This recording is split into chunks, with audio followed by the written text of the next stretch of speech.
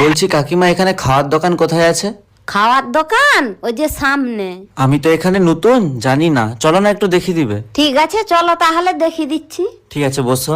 कुछ हो गया कुछ हो गया कुछ पहली पहली এই দোকানটায় খেয়ে নাও যা খাওয়ার। তুমি একটা খাও।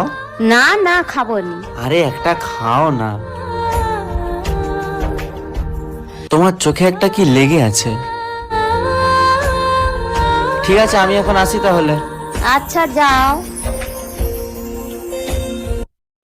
ওই তোর একটা ভিডিও ভাইরাল হয়েছে দেখুন না এই দেখ না এই ভিডিওটা। আজ একটা গরিব মানুষ আমাকে খাবার চেয়েছিল, বলছিল সামনের দোকানে যা হোক কিছু খাওয়াতে।